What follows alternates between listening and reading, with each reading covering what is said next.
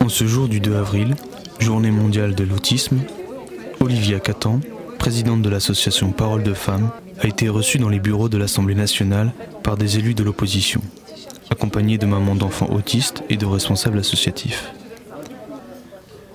L'objectif de cette rencontre, leur remettre une pétition de plus de 1800 signataires pour l'intégration scolaire des enfants autistes et pour évoquer l'amendement 274 de la loi Peillon. L'école, moi, dont je rêve, c'est une école avec tout le monde mélangé, et je pense qu'on a tous à apprendre ensemble de cette différence-là.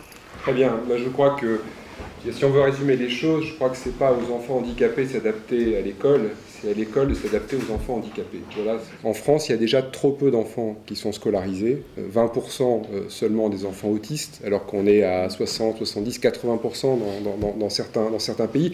Vincent Peillon m'a dit, en réponse, qu'on n'avait tous ensemble pas compris l'amendement, qu'il allait le réécrire. Moi, je dis non.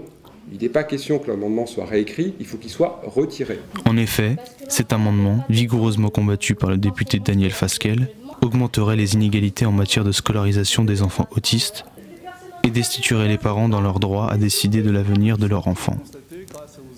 Daniel Fasquelle, député engagé depuis toujours contre les discriminations faites aux personnes autistes, a été rejoint par l'une des chefs de file de l'opposition, la future candidate à la mairie de Paris, Nathalie Kosciusko-Morizet. Lorsqu'on est papa, maman d'un enfant autiste, on ne soit plus dans cet affrontement continuel. Pourquoi il faut toujours faire un parcours du combattant pour des familles qui sont déjà dans une situation de fragilité? Mais ça, c'est très vrai. Il faudrait qu'être reconnu porteur d'un handicap, ce soit une chance, parce que ça veut dire que la société investit plus sur vous. Olivia Catan sera reçue ces prochains jours par le président de la République afin d'évoquer ces différents sujets.